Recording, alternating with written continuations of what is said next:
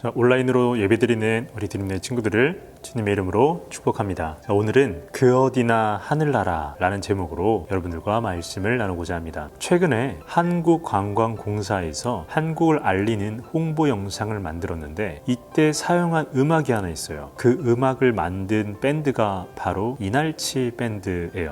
이 이날치 밴드는 국악을 하는 사람과 밴드를 하는 사람이 어우러져 만든 밴드예요. 이 음악을 잘 들어보면 드럼이 나오고 베이스 소리가 들려요. 근데 이제 싱어가 노래를 시작하면 국악이에요. 아무리 한국인이라도 다소 국악은 조금 낯설고 지루한 감이 있지만 이렇게 음악을 만들어주니 사람들이 쉽게 접근한다는 거죠. 그 음악을 잘 들어보면 진짜 국악이에요. 단지 북치고 장구치고 하지 않는 거죠. 한마디로 말해 국악이라는 기존의 틀을 벗어 던졌지만 국악의 본질은 훼손되지 않았다는 거죠. 요즘 코로나로 온라인 예배, 오프라인 예배 이렇게 병행하는 교회들이 참 많이 있는데 온라인이냐 오프라인이냐에 대해 말이 굉장히 많이 있어요. 어떤 것이 맞다, 어떤 것은 틀리다. 이렇게 왈가왈부만 하지 않고 솔로몬이 성전에 대해 하나님께 기도한 내용을 한번 보고자 합니다. 솔로몬은 다윗 왕에 이어 왕이 된 사람이라고 이야기를 했죠. 솔로몬이 왕이 되자마자 가장 첫 번째로 한 업적이 뭐냐면 성전을 짓는 것이었죠. 솔로몬은 성전을 지었던 이유가 바로 하나님을 모시겠다 이런 의미로 성전을 지었어요. 그리고 성전을 다 짓고 나서 하나님께 기도를 올려드립니다. 그 기도의 일부가 우리가 오늘 본문으로 삼은 내용이에요. 오늘 본문 한번 읽어볼게요.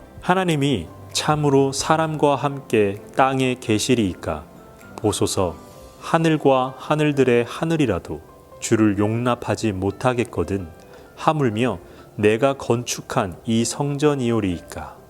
아멘. 솔로몬이 성전을 지을 때 아까 전에도 얘기했죠. 하나님을 모시기 위해 이 전을 만들었다고. 그런데 솔로몬도 알고는 있는 거예요. 하늘조차도 하나님을 품을 수 없겠는데 사람이 만든 이 성전이라고 어떻게 하나님을 품겠냐는 말을 하고 있는 거죠. 여기서 우린 분명히 알아야 돼요. 하나님은 성전에 갇혀 계신 분이 아니라는 거죠. 그럼 성전이 의미가 없다는 뜻일까요? 계속해서 솔로몬의 기도 내용인데 20절을 읽어보도록 하겠습니다.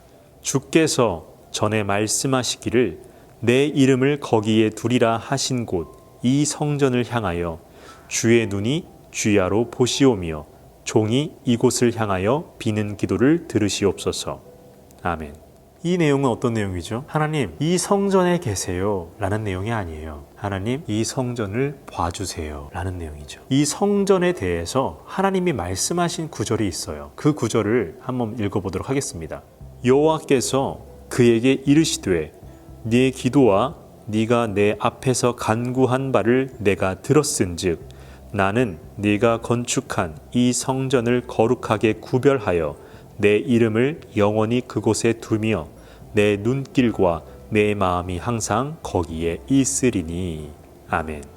이걸 보면 알겠지만 성전은 구별된 곳이죠. 거룩한 곳입니다. 그러나 여기서 우리가 주목해 보아야 할 것은 마지막 부분이에요. 하나님이 나 거기 계속 있을게 라고 말씀하신 게 아니죠. 내 눈과 내 마음을 항상 거기 두겠다 라고 이야기한 거죠. 하나님은 성전을 계속해서 관심 갖고 보겠다는 이야기를 한 거예요. 이렇게 보면 성전은 굉장한 큰 의미가 있는 거죠. 그런데 여기서 우리가 한 가지를 더 짚고 넘어가야 할 것이 있어요. 오늘날 우리는 교회라고 하지 성전이라고는 잘 하지 않아요. 여러분이 다니는 교회를 드림교회라고 하지 드림성전이라고 이름을 짓지 않았어요. 우리가 이름을 성전이라고 짓진 않았지만 가끔 성전이라고 말은 하는데 사실 올바른 표현은 아니에요. 구약을 지나 신약으로 오면서 성전이라는 말이 아니라 교회라는 말을 쓰기 시작했어요. 이 교회라는 말은 에클레시아라는 그리스어 단어에서 온 말인데 이 에클레시아라는 말은 본래 정치 정당 정치 집회를 뜻하는 단어였어요. 정치적 목적을 갖고 모인 공동체를 에클레시아라고 했다는 거죠. 그런데 바울이 이 말을 그리스도의 이름으로 부름받은 공동체라고 에클레시아를 사용하기 시작했다는 거죠. 이 에클레시아, 이 교회라는 말은 예수 그리스도를 주로 고백하는 공동체라는 뜻이 있다는 거예요. 건물이 아니라는 이야기죠. 그렇다면 성전의 의미가 사라진 걸까요? 그것도 아니라는 거죠. 바울의 말을 잘 들어보십시오.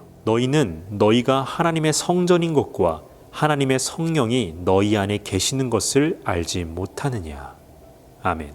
바울은 뭐라고 얘기해요? 누가 성전이라고 이야기를 하죠? 여러분 한 명 한 명이 성전이라고 이야기를 하고 있는 거죠. 과거의 성전이 건물이었다면 이제 더 이상 성전은 건물이 아니라 바로 한 사람, 한 영혼을 뜻하는 바가 되었다는 거예요. 내가 성전이라면 하나님께서 내 눈과 내 마음이 항상 그곳에 머물게 하겠다라고 하신 그 말씀, 이제는 건물이 아니라 나를 향하고 있다라는 이야기예요. 그래서 우리는 거룩하게 구별된 자라고 성도라고 부름을 받는 거죠. 교회가 의미가 있는 이유는 바로 성도가 모인 공동체이기 때문입니다. 우리는 우리 자신이 성전이라는 것을 믿어야 되고 알고 있어야 돼요. 온라인 예배, 오프라인 예배, 뭐가 더 옳으냐고 왈가왈부할 게 아니고 우리 자신이 성전으로서 예배자로서 제대로 서 있는지 다시 한번 돌아봐야 할 때라는 거예요. 우리가 가는 곳이 어디든지 하나님의 눈과 마음이 우리를 향하고 있습니다. 여러분이 온라인으로 드릴 때 또 오프라인으로 함께 모여 드릴 때 장소와 상관없이